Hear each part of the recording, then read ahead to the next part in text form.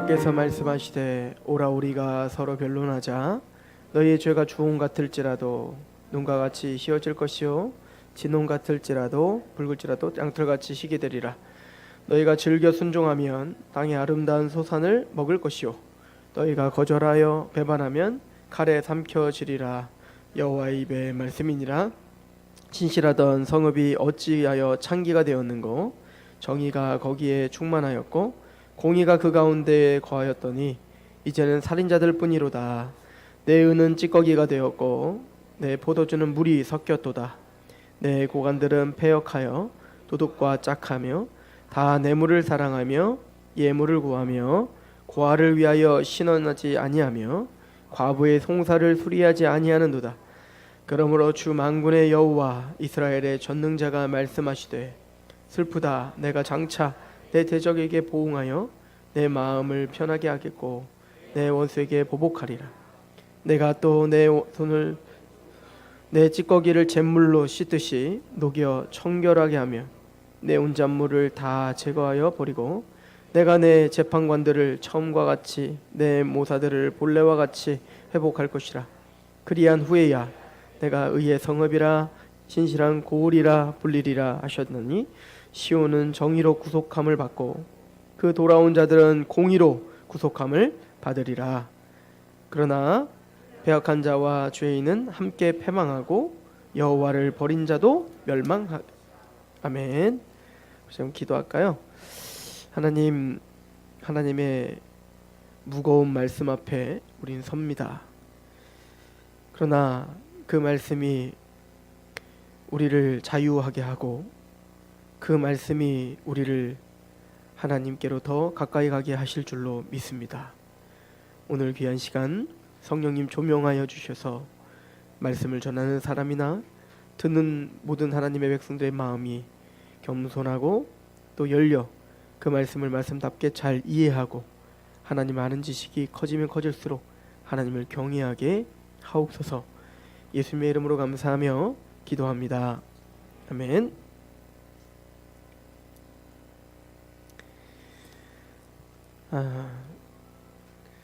이사야서를 생각할 때 아마 가장 잘하는 본문이 오늘 본문이지 않을까 싶습니다.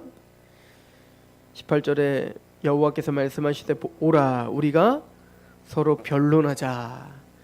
사실은 법정 용어죠.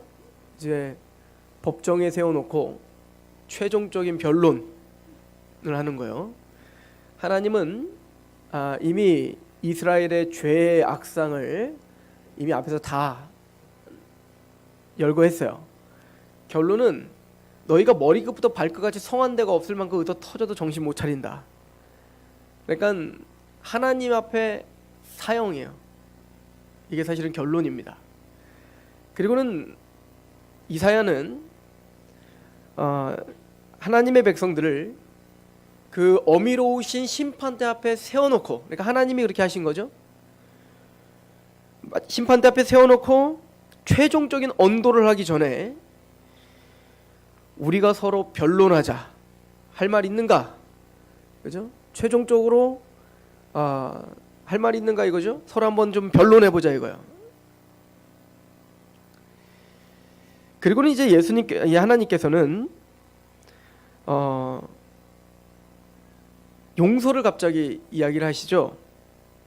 그게 이제 18절이에요. 서로 변론하자. 너희 죄가 주홍 같을지라도 눈과 같이 희어질 것이요 진홍같이 붉을지라도 양털같이 희게 되리라.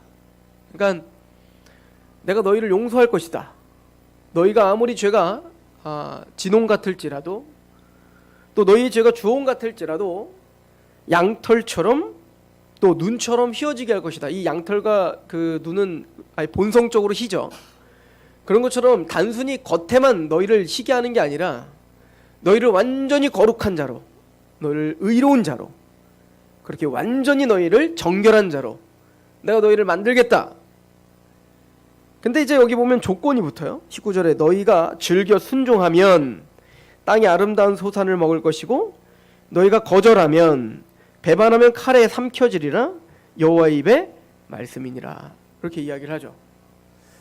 그러니까 최종적인 변론에 앞서 이제 나와 변론하자, 이제 좀 끝장내자 이 얘기인 거예요. 나는 너희를 주홍과 같은 너희의 죄를, 또 진홍과 같은 너희의 죄를 그렇게 양털처럼 눈처럼 희게 하겠다. 그죠? 너희를 정결하게 하겠다. 그러므로 너희는 이 말씀을 즐겨 순종하라. 굉장히 중요한 얘기인데요. 순종하는데 그냥 순종하는 게 아니라 즐겨 순종하길 바라고 계시죠. 기쁨으로, 하나님을 사랑하는 마음으로 너희가 순종하길 원한다. 그렇지 않으면 너희는 칼에 삼켜지리라. 이렇게 말을 하죠. 자, 오늘 말씀을 우리가 어떻게 이해할 것이며, 또 이사야가 하나님이 이사야를 통해서 우리에게 주시는 메시지가 무엇인지에 대해서 우리가 상고하게 될 터인데요. 사실은 이스라엘 백성들에게 하나님이 이스라엘 백성들에게 하시는 이야기는 오늘 이사야뿐만 아니라 여러분들이 선지서 전체를 다 읽어보세요. 사실은 선지서라고 하는 것은 그 역사서가 있잖아요. 그 우리가 이제 구약을 율법서, 선지서, 그리고 그 시가서, 이렇게 네 가지로 나눠서 우리가 이야기를 하는데, 율법서는 말 그대로 하나님의 율법을 우리에게 주신 겁니다. 모세를 통해서 하나님의 법이 제정이 되고 그 법이 우리에게 전해지는 게 이제 율법서죠. 그럼 역사서는 뭐냐면 그 율법의 기준에 따라, 제사장 나라죠. 제사장 나라니까 율법을 주신 거 아닙니까? 그러니까 세상의 원리가, 또 어떤 우상이 그를 지배하는 게 아니라 하나님이 그를 지배하는 나라의 역사를 기록한 거예요. 자, 하나님이 우리를 지배한다는 얘기는 세상의 법이 우리를 지배하는 게 아니라 하나님의 법, 즉 모세오경입니다. 그 율법이 지배하는 나라, 그 나라의 역사가 바로 기록된 역사서란 얘기예요. 이해가 가시죠? 그럼 선지서는 뭐냐면 그 역사가 흘러가는 중에 선지자의 시각으로 이것을 해설해주고 평가하는 겁니다. 그러니까 하나님의 율법과 합당했냐, 하나님의 율법에 합당하지 않았냐, 합당하지 않았다면 너희들이 왜 합당하지 않는가라고 하나님의 편에 서서 하나님의 말씀과 그 기준으로 선포하여 회개를 촉구하는 게 선지자들이죠. 그래서 선지서는 선지자적 관점으로 율법의 기준으로 그 이스라엘 역사를 평가하고 또 책망하고 하는 것이 바로 선지서죠. 시가서는 뭐냐면, 시가서는 그런 하나님의 통참을 하는 하나님의 백성들의 신앙 고백이요, 그 백성들의 찬양이요 를 기록한 게 성문서, 즉 시가서입니다. 네. 자, 그런데 그 선지서들이요 하나같이 똑같이 하는 얘기가 있어요. 그건 뭐냐면, 내가 니들 예배 안 받는다 이거야. 내가 니들 제사 안 받겠다 이거야. 하여튼 모든 선지자마다 이걸 계속 얘기해요. 가인이 하나님께 제사를 드렸지만 가인의 제사를 하나님은 받아들일 수가 없었습니다. 그때 이후로 겉으로는 하나님을 섬기고 하나님을 숭배한다고는 하지만 전혀 하나님 숭배하지 않는 자들이 너무 많은 겁니다. 이게 사실은 이사야서가 하는, 또 선지자들이 항상 지적하는 바예요. 그러면 하나님이 그의 백성들의 제사를 왜 받지 않는가? 첫 번째, 사회적으로는 하나님의 율법에서 떠났습니다. 그러니까 하나님의 율례를 존중하지 않습니다. 하나님의 율법을 알지도 못합니다. 종교적으로는, 그러니까 하나님의 말씀에 순복하지 않을 뿐만 아니라 종교적으로는 말은 여호와를 숭배한다고 하지만 그 안에는 우상을 숭배하고 있다. 그 우상의 대표적인 우상이 바로 바알이죠. 이 바알 숭배라고 하는 것은 오늘날 말은 번영주의예요. 번영주의. 그러니까 하나님을 숭배한다고 말은 하고 있지만 사실 내 이기적인 나를 숭배하고 있는 겁니다. 그러니까 내가 행복하고 내가 잘 살고 내가 편안하고 나에게 좋은 이득이 오면 그게 진리고 그게 은혜고, 은혜 받았어 다 뭐예요? 뭘 받은 거예요. 뭐 받은 거, 그죠? 내 문제가 해결된 거예요. 근데 이게 어느 정도로 하나님께서 분노를 하시며 말씀하시냐면 1장 10절을 한번 보시죠. 너희가 소돔에 관한들아 여호와의 말씀을 들을지어다. 그러니까 이스라엘 보고 뭐라고요? 소돔에 관한들아 이렇게 말했지 않습니까? 가장 타락한 도시, 너희들 바로 그 소돔과 같다는 거예요.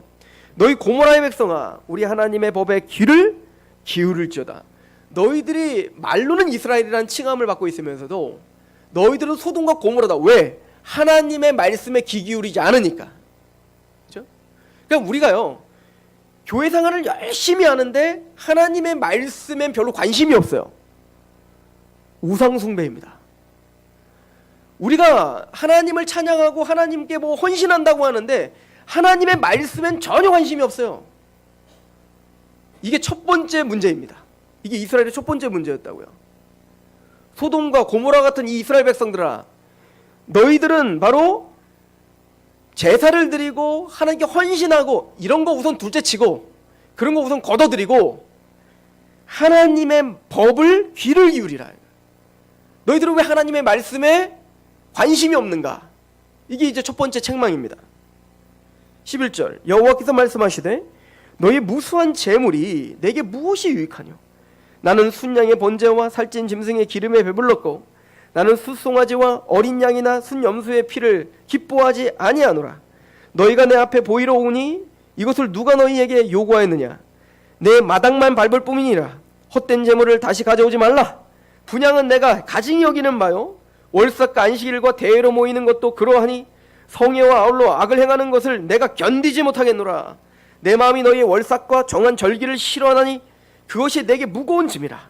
내가 지기에 곤비하였다. 여러분들 이것만큼 속상한 일이 어디 있어요?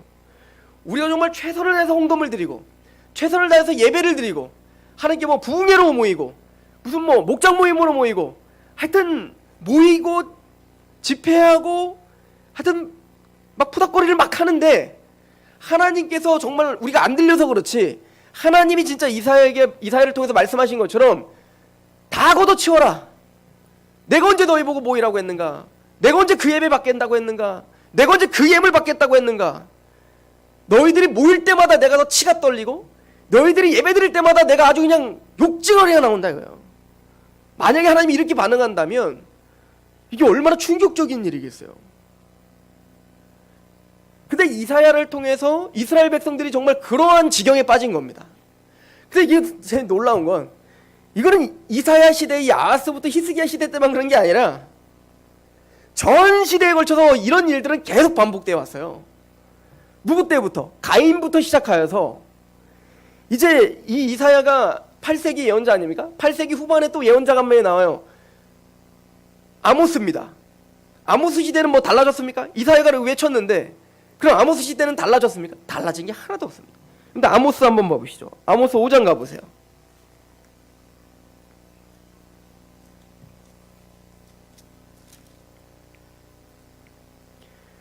아모스서 5장 21절입니다. 내가 너희 절기들을 미워하며 멸시하며 너희 성회들을 기뻐하지 아니하나니 너희가 내게 번제나 소제를 드릴지라도 내가 받지 아니할 것이요 너희의 살찐 희생의 화목제도 내가 돌아보지 아니하리라. 내 노래소리를 내 앞에서 그칠지어다.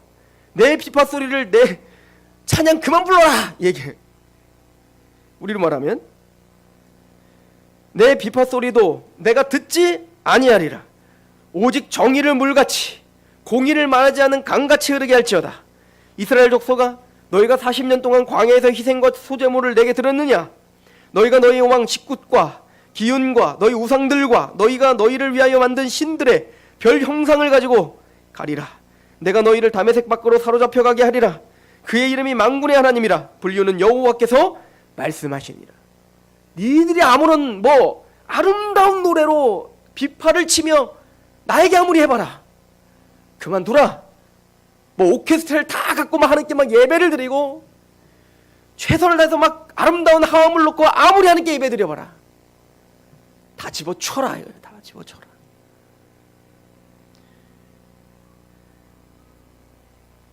아모스서가 요즘에 그 공주파 방송에서도 이 말씀을 인용하더라고요. 24절에 오직 정의를 물같이 공의를 마르지 않는 강같이 흐르게 할지어다. 우리 교회들 보고 세상이 하나님은 종교를 원하지 않는다는 겁니다. 하나님은 그런 제사와 예물을 원하지 않는다는 겁니다. 이거 누가 한 얘기예요? 다윗이 한 얘기입니다. 다윗이.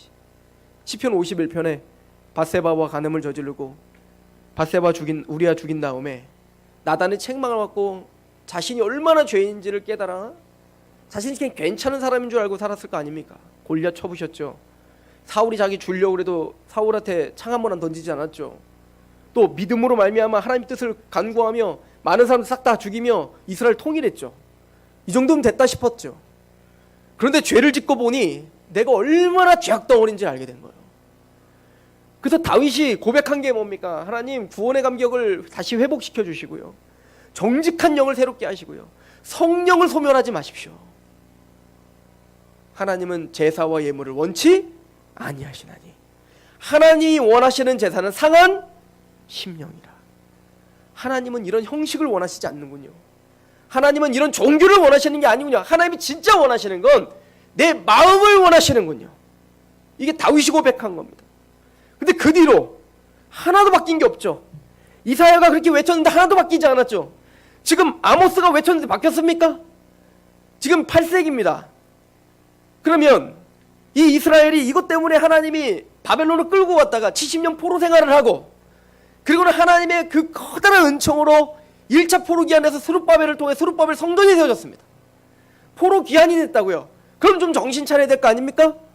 그런데 포로 기한이 있은, 이거보다 한참 후에 있을 그 포로 기한 후에 그 귀환이 된 그 이스라엘 백성들은 어땠나요? 말라기를 보시죠.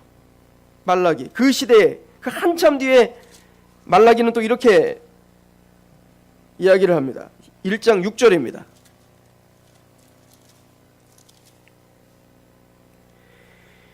내 이름을 멸시하는 제사장들아, 나 만군의 여호와가 너희에게 이르기를, 이들은 그 아버지를, 종은 그 주인을 공경하나니 내 아버지일진데 나를 공경하며 어디 있느냐? 내가 주인일진데 나를 두려워하며 어디 있느냐? 하나 너희는 이르기를 우리가 어떻게 주의 이름을 멸시하였나이까 하는도다. 너희가 더러운 떡을 나의 제단에 드리고도 말하기를 우리가 어떻게 주를 더럽게 하였나이까 하는도다. 이는 너희가 여호와의 식탁은 경멸히 여길 것이라 말하기 때문이라. 만군의 여호와가 이르노라. 너희가 눈먼 희생 제물을 바치는 것이 어찌 악하지 아니하며 저는과 병든 것을 드리는 것이 어찌 악하지 아니하냐? 이제 그것을 너희 총독에게 드려보라. 그가 너희를 기뻐하겠으며 너희를 받아주겠느냐? 만군의 여호와가 이르노라. 너는 나 하나님께 은혜를 거하면서도 우리를 불쌍히 여기소서 하여 보라. 너희가 이같이 행하였으니 내가 너희 중 하나인들 받겠느냐? 그러니까 이들은 제사를 안 드리는 게 아닙니다. 스룹바벨 성전을 세워놓고 포로 기한의 그 감격을 가지고 하나님께 예배를 드리는데, 하나님이 뭐라고 이제 우리에게 말씀하시냐면, 야, 너희가 드린 재물을 봐라 이거예요. 병들었고 현찮고 다 쓴 남은 거 나한테 갖고 와가지고 너 그거 총독한테 줘봐. 아니 너 왕한테 줘보라고. 그 왕이 너한테 뭐라고 하겠니? 근데 그 왕보다도 훨씬 대우를 안 하는 겁니다, 하나님을. 야, 여러분들 이렇게 따지면 우리 정말 하나님께 정말 쓰잘데기 없는 거 드리는 것 같지 않습니까? 내 시간 다 쓰고 내 돈 다 쓰고 내 할 거 다 하고 하나님께는 남는 시간 되면 드릴게요. 이게 우리 태도 아닙니까? 그러면서 우리는 여호와를 섬기는 사람이라고 이야기합니다. 그러면서도 우리는 하나님을 잘 섬기고 있다고 말을 한다고요. 변화되는 게 없습니다. 가인 때부터 이사야, 말라기, 다윗의 고백 다 들춰보십시오.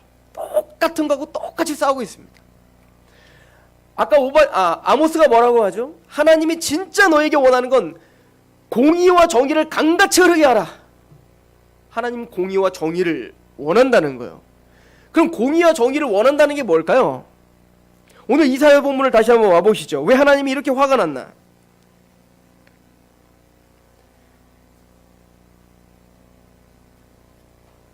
이사야서 1장 15절입니다. 너희가 손을 펼 때에 내가 내 눈을 너희에게서 가리고 너희가 많이 기도할지라도 내가 듣지 아니하리니 이는 너희의 손에 피가 가득함이라. 자, 손에 피가 가득합니다. 너희는 스스로 씻으며 스스로 깨끗하게 하여 내 목전에서 너희 악한 행실을 버리며 행악을 그치고 선행을 배우며 정의를 구하며 학대받는 자들도 도와주며 고아를 위하여 신원하며 과부를 위하여 변호하라 하셨느니라. 자, 정의라는 말이 나오죠. 지금 뭐와 연관돼서 나오고 있죠? 고아를 섬기고 과부를 챙기고, 그런데 너희의 손에는 뭐만 붙어 있어요? 피만 묻어 있다. 이게 무슨 얘기냐면요, 여러분들 시편을 한번 가보시죠. 신명기를 한번 가보시죠. 신명기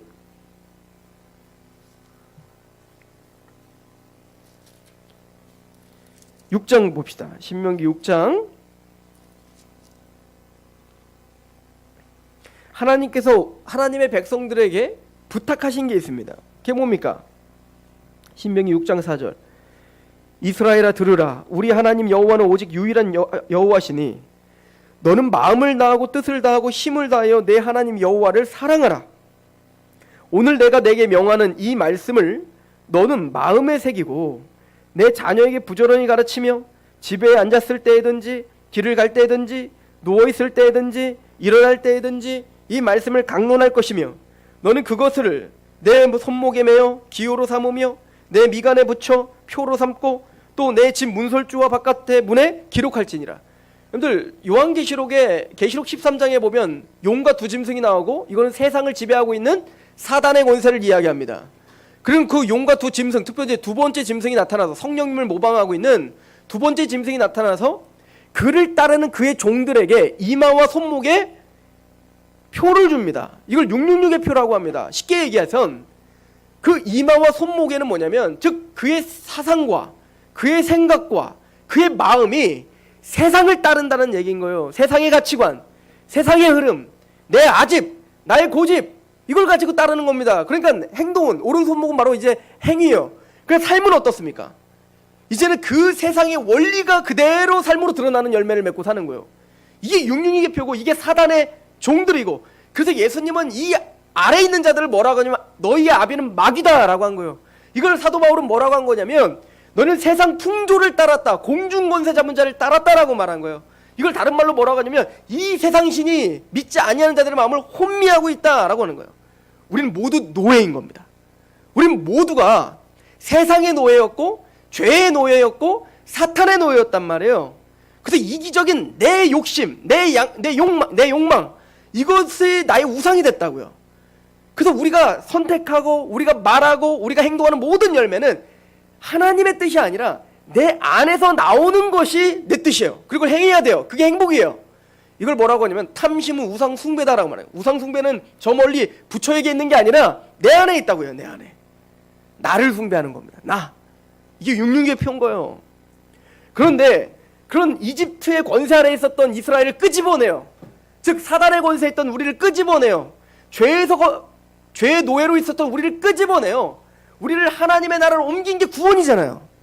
우리가 구원받았습니다라는 의미는 여기 있는 겁니다. 죄의 노예요, 사단의 노예요, 세상의 노예였던 우리를 이집트의 홍해에서 완전히 그냥 묵사발을 시키고 이스라엘을 끄집어낸 것처럼 사단의 권세를 밟아버리고 우리를 거기서 건져주신 거란 말이에요. 그러므로 나는 유일한 여호와시니 마음을 다하고 뜻을 다하고 목숨을 다하여 주 하나님을 사랑하라. 그 하나님을 사랑한다는 건 뭐냐면, 하나님을 사랑한다는 건 6절입니다. 오늘 내가 내게 명하는 이 말씀을 너는 마음에 새기고 내 자녀에게 부지런히 가르치며 집에 앉아있을 때든지 길에 갈 때든지 누워있을 때든지 일어날 때든지 이 말씀을 강론할 것이며 너는 또 그것을 내 손목에 매어 기호로 삼고 내 미간에 붙이라는 거예요. 즉 그 말씀을 미간에 붙이고 그 말씀을 오른손목에 기호로 매라는 겁니다. 즉 그의 생각과 마음과 가치관이 하나님의 말씀의 통치를 받고 그 통치하는 열매로 우리의 행위는 말씀을 순종하라. 이게 하나님을 사랑하는 겁니다.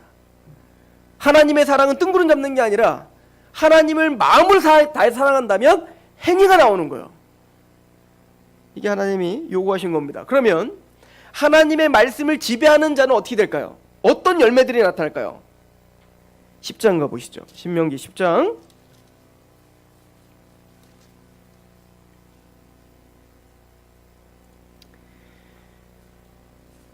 10장 12절. 이스라엘아 내 하나님 여호와께서 내게 요구하시는 것이 뭐냐? 하나님이 뭘 요구하십니까? 우리에게 뭘 지금 달라고 하십니까? 예물? 제사? 그거 아니에요. 하나님이 진짜 원하시는 건 뭐냐면 곧 내 하나님 여호와를 경외하여 그의 모든 도를 행하고 그를 사랑하며 마음을 다하고 뜻을 다하여 내 하나님 여호와를 섬기고 내가 오늘 내 행복을 위하여 내게 명하는 여호와의 명령과 규례를 지킬 것이 아니냐. 하늘과 모든 하늘의 하늘과 땅과 그의 만물은 본래 내 하나님 여호와께 속한 것이로되 여호와께서 오직 내 조상들로 기뻐하시고 그들을 사랑하사 그들의 후손인 너희를 만민 중에서 택하셨으니 오늘과 같으니라. 그러므로 너희는 마음의 할례를 행하여 다시는 목을 곧게 하지 말라. 이 마음의 할례가 마음을 다하고 뜻을 다하고 목숨을 다하여 하나님을 사랑하라. 이게 마음의 할례예요. 그럼 마음의 할례를 행하고 어떻게 하라고요? 17절 너희의 하나님 여호와는 신 가운데 신이며 주 가운데 주시고 크고 능하시며 두려우신 하나님이시라. 사람을 외모로 보지 아니하시며 뇌물을 받지 아니하시고 겉치장을 하나님 보시지 않겠다는 거예요. 겉으로 종교인을 보시지 않겠다는 겁니다. 하나님 우리 마음을 보시겠다는 겁니다. 뇌물을 받지 아니하시고 18절 고아와 과부를 위하여 정의를 행하나니 나그네를 사랑하여 그에게 떡과 옷을 주시나니 너희는 나그네를 사랑하라. 전에 너희도 애굽 땅에서 나그네 되었습니다. 그러니까 하나님과의 관계가 회복되어 하나님을 사랑하게 되면 마땅히 이웃을 사랑할 수밖에 없게 된다는 겁니다. 이건 예수님이 가르쳐 준 거잖아요. 첫 번째 계명은 마음을 다하고 뜻을 다하고 하나님을 사랑하라. 둘째는 이것이니 내 이웃을 내 몸처럼 사랑하라. 지금 그 얘기하고 계시는 거예요. 하나님과의 바른 관계가 세워지면 그 바른 관계는 마땅히 누구에게 흘러가게 되어 있는 겁니까? 형제들에게 흘러가고 있는 거예요. 고아와 과부와 내 필요가 있는 사람들에게 흘러가게 되어 있는 거예요. 사랑을 베풀게 되어 있다고요. 그런데 이스라엘이 겉으로는 화려한 제사를 드리고 가면 갈수록 제사의 스킬은 늘어가요. 제사의 분위기는 훨씬 더 성전은 이거 갖고는 부족한데 더더욱 치장해요. 그런데 이 정의와 공의는 잃어버리는 겁니다. 첫 번째, 마음을 다해 하나님을 사랑하는 마음이 없어지는 겁니다. 또한 내 이웃을 사랑하는 마음이 없어지는 겁니다. 내 손에 피를 묻혔다는 건 뭐냐면 고아와 과부를 도와주고 내 것을 희생하며 사랑해야 되는데 그들의 것을 빼앗고 있더라는 거예요. 피를 묻히고 있다는 겁니다. 손에. 가인이 하나님을 떠나 하나님이 받지 못하는 제사를 드리자마자 아벨의 피를 손에 묻힌 것처럼 우리가 그러고 있더라는 겁니다. 지금 이 큰 이야기를 하나님은 얘기하고 계시는 겁니다. 너희가 종교적인 행사는 뻑적지근하게 하는데 감미로운 찬양 비파를 가지고 나에게 노래를 하고 있는데 그게 정말 누구를 위한 노래냐? 너희들을 위한 노래 아니냐 이거예요.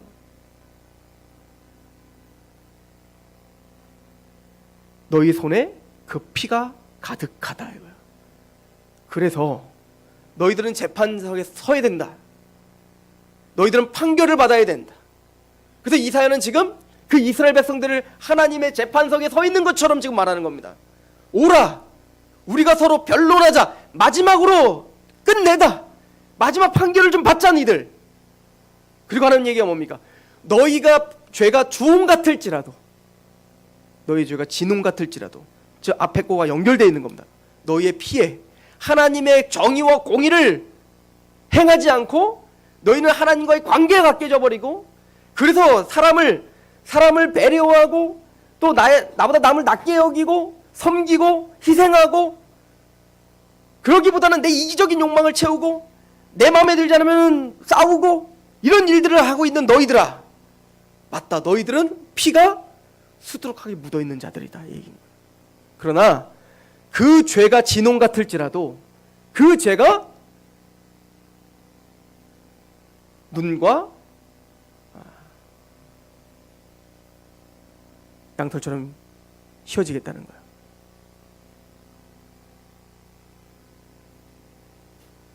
어떻게 우리가 그렇게 휘어질 수 있습니까? 진짜 하나님이 이 이야기를 통해서 하고자 하는 얘기는 뭘까요? 이스라엘 백성들에게. 이스라엘 백성들이 아까도 설명했듯이 이 말을 통해서 깨닫고 돌이키든가요? 돌이키지 않습니다. 이 아모스뿐만 아니라요. 모든 선지자들이 다 그 얘기를 해요. 구약 성경의 마지막 선지자인 말라기까지 똑같은 얘기를 합니다. 돌이키든가요? 돌이키질 못하더라는 겁니다. 그런 하나님은 오늘 이사야서 1장 21절에 이렇게 이야기를 합니다.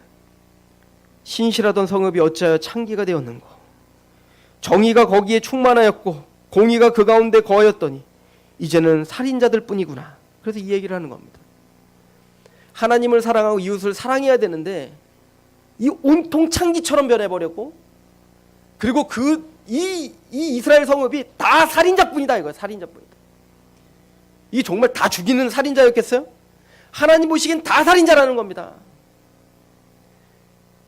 저는 이 말씀을 보면서 예수님이 산상수훈 말씀하시는 것과 같은 느낌이 들었어요.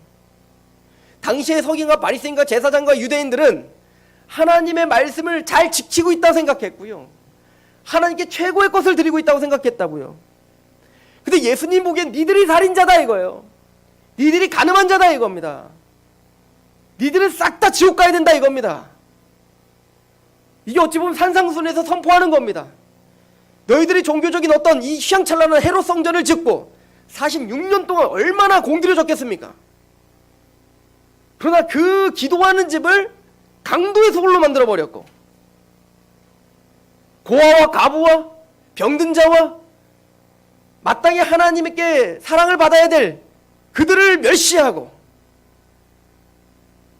자기들은 교만하여 위세를 떨면서 그렇게 모세의 자리에 서서 그들을 비판하고 있는 너희들아, 니들이 살인자고 니들이 가늠한 자 아닌가? 꼭 예수님과 같이 느껴지는 거죠. 이사야는 지금 그거를 지적하고 있는 겁니다. 그렇다면 예수님께서 산상수훈을 하시는 이유가 뭡니까? 목적이 무엇입니까?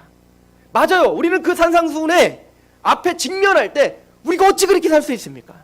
못 살아요. 못 사는 걸 깨달으라는 겁니다. 정의와 공의를 강같이 흐르게 하라. 예, 하나님, 정의와 공의를 행하지도 못하면서 나는 행하는 자라고 자꾸 의시되면서 교만하여 사람들을 죽이고 그 더러운 손에 피를 묻히면서도 나는 거룩한 척 예배를 드리고 있는 그 모습을 그만둬버리고 나는 정의롭지 못하고 나는 공의롭지 못합니다를 고백하라는 얘기인 겁니다. 지금 이사야는. 그래서 오늘 말합니다. 보세요. 22절 보시죠. 내 은은 찌꺼기가 되었고 내 포도주는 물이 섞였도다. 내 고관들은 패역하여 도둑과 짝하며 다 뇌물을 사랑하며 예물을 구하며 고아를 위하여 신원하지 아니하며 과부의 송사를 수리하지 아니하는도다. 그러므로 주 만군의 여호와 이스라엘의 전능자가 말씀하시되 슬프다. 내가 장차 내 대적에게 보응하여 내 마음을 편하게 하겠고 내 원수에게 보복하리라. 난 너희를 칠 수밖에 없다 얘기해요. 누구를 치듯 너희들이 내 원수다. 하나님의 말씀을 대적하고 있는, 겉으로는 하나님을 섬긴다고 말하지만 하나님을 대적하고 있는 난 너희를 원수처럼 여길 수밖에 없다 이거예요.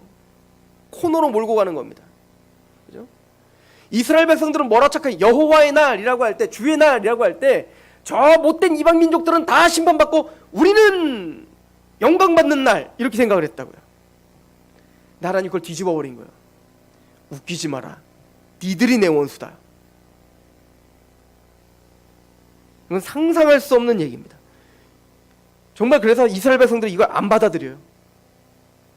이사야가 말해도, 예레미야가 말해도, 아모스가 말해도 안 받아들입니다. 보아도 보지 못하고 들어도 듣지 못하는 겁니다. 그런데 엘리야가 아무리 선포해도 아무도 알아듣지를 못합니다. 그런데 알아듣는 자들이 있어요.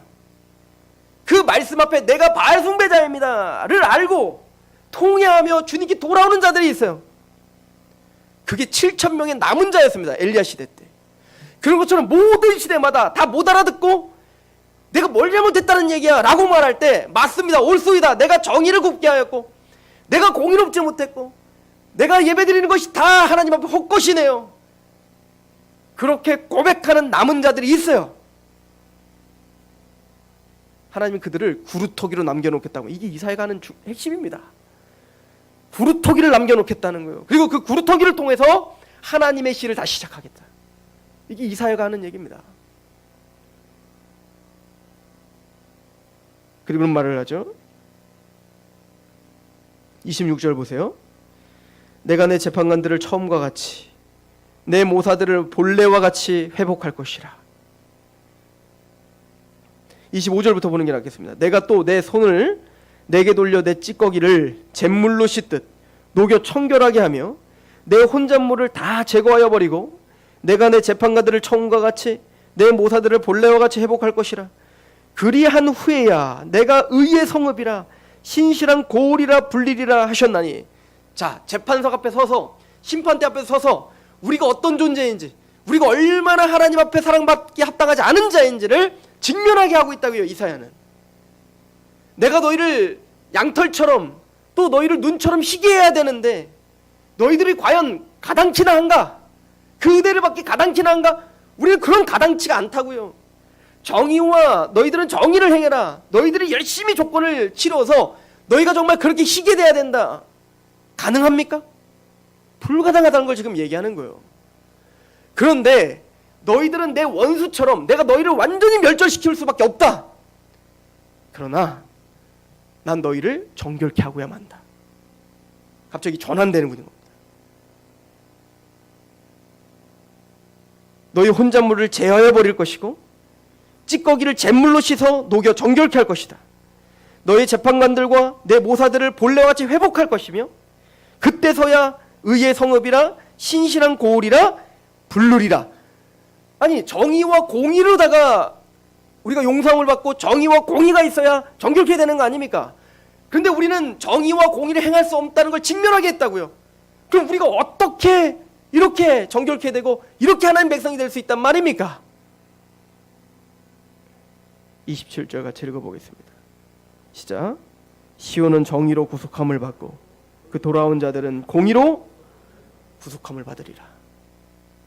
맞다. 정의로 구속함을 받을 것이고 공의로 구속함을 받을 것이다. 즉 하나님의 율례를 온전히 행하는 정의, 하나님의 말씀이 이 모든 땅을 다스리는 공의, 그것이 너희를 구속할 거다. 하나님이 지금 우리를 고소하고 있듯 우리는 그 정의와 공의에는 너무 먼 자들 아닙니까? 우리의 죄는 진홍 같고 우리의 죄는 너무나 붉어 희게 될 수 없는 자들 아닙니까? 여호와의 공의가, 여호와의 정의가 이 일을 이루겠다는 겁니다. 신학자들은 이걸 갖고 논쟁을 합니다. 많은 신학자들은 이 정의와 공의는 하나님의 것이다. 또 많은 신학자들은 이 정의와 공의는 이스라엘 것이어야 된다. 이 정의와 공의가 이스라엘 것이라고 한다면 이스라엘은 200% 소망이 없습니다. 그리고 이사야서의 전체적인 내용으로 볼 때 이 정의와 공의는 이스라엘이 이루는 게 아닙니다. 하나님이 이루시는 겁니다. 그래서 이사야서 7장에 하나님이 임마누엘 하실 겁니다. 처녀가 잉타여 아들을 낳아 그 왕이 이를 이루겠다는 거예요. 이사야서 9장에 한 아기가 태어났는데 기묘자라 모사라 전능하신 하나님이라 영존한 아버지시라. 그분이 정의와 공의를 이루겠다는 겁니다. 그분이 정의와 공의가 온전해지는 하나님의 나라를 세우겠다는 겁니다. 어떻게 그 나라를 세우겠다는 겁니까? 이사야서 53장에 그가 우리의 허물을 담당하시겠다는 겁니다. 우리의 죄악을 담당하시겠다는 겁니다. 우리의 진홍 같은, 우리의 붉은, 도저히 씻을 수 없는 그 죄를 예수님이 온통 다 뒤집어 쓰시고 그 한 아기, 영존한 아버지, 또 하나님이신 그 예수가 우리를 대신할 채찍에 맞으심으로 우리가 나음을 입을 겁니다. 그리고 하나님이 말씀하십니다. 여호와의 열심히 이를 이루리라. 이 정의와 공의는 하나님의 것입니다. 하나님이 그 정의와 공의를 완성하시고 그리고 우리를 정결케 하고 회복케 할 거라는 거예요. 그럼 이 정의와 공의가 하나님의 것이지 내 것이 아니다라는 말은 100% 맞습니까? 아니요. 정의와 공의는 우리 것이 될 것입니다. 서로 다른 얘기인 것 같죠? 하나님의 전적인 은혜로 정의와 공의를 완성시켜 그러나 또한 우리는 그 정의와 공의를 사모하게 만드실 것입니다.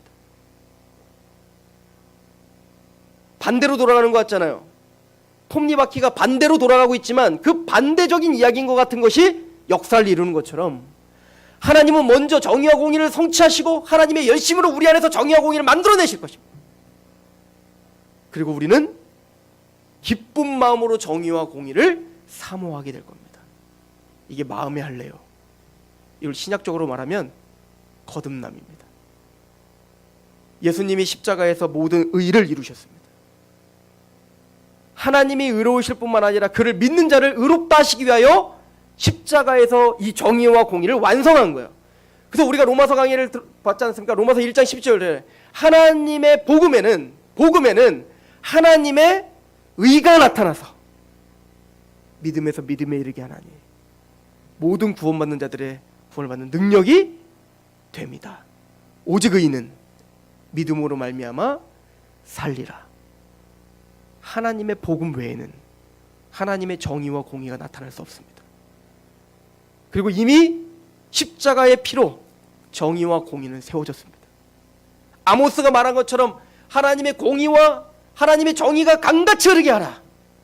우리 마음속에 또 이 교회 안에 하나님을 사랑하고 이웃을 마음을 다해 사랑할 수밖에 없는 그 정의와 공의를 사모하는 거칠애로 하나님을 숭배하고 있는 그 무엇이 아니라 정말 마음을 다해 심령이 가난한 마음으로 그 정의와 공의를 사모하는 저런 되기를 축원합니다. 기도하겠습니다. 하나님 아버지, 너무나 큰 이야기입니다. 우리가 감당할 수 없는 이야기입니다. 그러나 내가 가는 길을 그가 아시나니 그가 나를 단련하신 후에 내가 순금같이 되어 나오리라. 우리는 우리의 인생을 해석할 수 없고 우리의 심령 또한 우리 스스로 변화시킬 수 없는 자들입니다. 하나님의 공의가, 하나님의 정의가 우리 마음판에 강같이 흐르게 되는 그런 하나님의 낙원이 되게 하시옵소서. 의와 평강과 실학이 세상을 이기게 하는 하나님의 나라가 되게 하시옵소서. 우리를 그렇게 하나님의 끊임없는 포기하지 않는 긍휼이 우리를 붙잡아 주실 줄 믿고 예수 그리스도의 이름으로 감사하며 기도합니다.